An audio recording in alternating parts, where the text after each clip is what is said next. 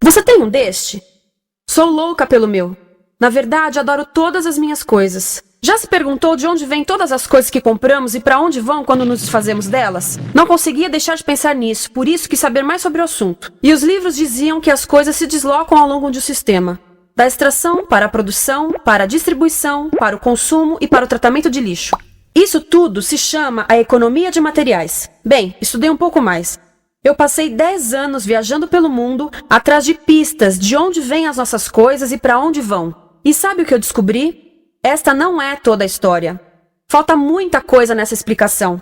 Em primeiro lugar, neste sistema parece que está tudo bem, sem problemas. Mas, na verdade, é um sistema em crise, porque trata-se de um sistema linear. E nós vivemos num planeta finito. E não se pode gerir um sistema linear num planeta finito, indefinidamente. Em todas as suas etapas, este sistema interage com o mundo real. A vida real não acontece numa página em branco.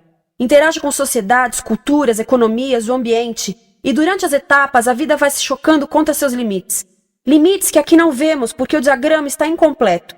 Então voltemos atrás para preencher alguns espaços e ver o que falta. Uma das coisas mais importantes em falta são as pessoas. Sim, pessoas. As pessoas vivem e trabalham em todas as etapas desse sistema, onde algumas são um pouco mais importantes que outras, algumas têm maior poder de decisão. Quem são elas? Comecemos pelo governo. Meus amigos dizem que eu devia usar um tanque para simbolizar o governo, e isso é uma realidade em muitos países, e cada vez mais também no nosso. Afinal, mais de 50% dos nossos impostos vão para os militares. Mas vou usar uma pessoa para simbolizar o governo, porque acredito nos valores e na visão de que o governo deve ser das pessoas, pelas pessoas, para as pessoas. A função do governo é olhar por nós, cuidar de nós. Esse é o seu trabalho. Depois vem as corporações. O que leva as corporações a parecerem maiores que o governo é porque elas são maiores que o governo.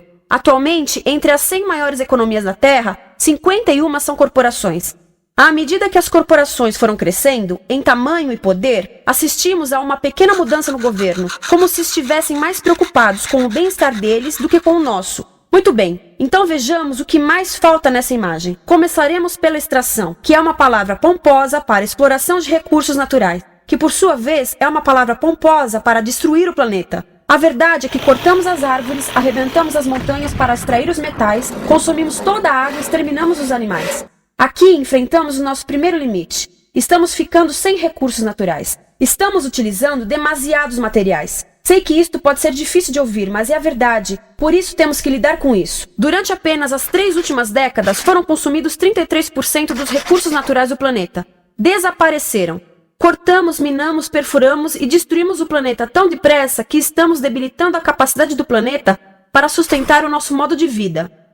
Onde eu vivo, nos Estados Unidos, resta-nos menos de 4% da nossa floresta original. 40% dos cursos de água estão impróprios para o consumo. E o nosso problema não é apenas estarmos utilizando demasiados recursos, mas o fato de estarmos utilizando mais do que a nossa parte. Temos 5% da população mundial, mas usamos 30% dos recursos mundiais.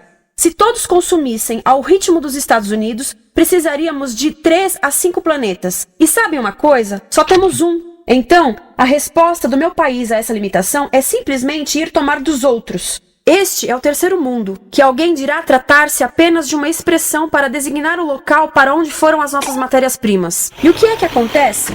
A mesma coisa, destruição do local. 75% das zonas de pesca do planeta estão sendo exploradas ao máximo ou além da sua capacidade. Desapareceram 80% das florestas originais do planeta.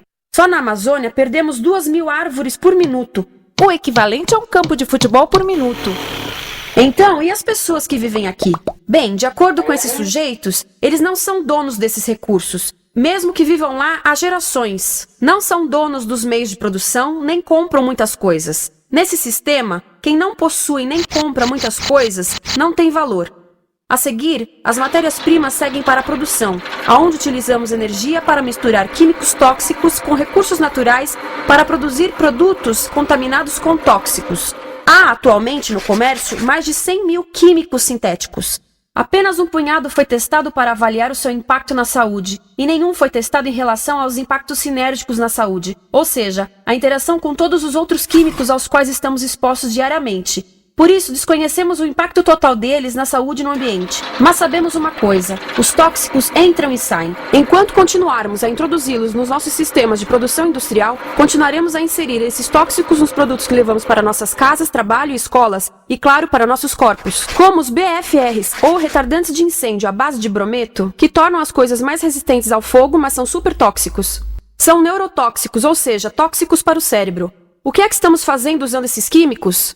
Apesar disso, os usamos em nossos computadores, eletrodomésticos, sofás, colchões e até alguns travesseiros. Sim, pegamos nossos travesseiros, os revestimos com neurotoxinas, levamos para casa e dormimos por 8 horas com eles. Não sei, mas acho que num país com tanto potencial, poderíamos ter uma maneira melhor de evitar que as cabeças peguem fogo à noite.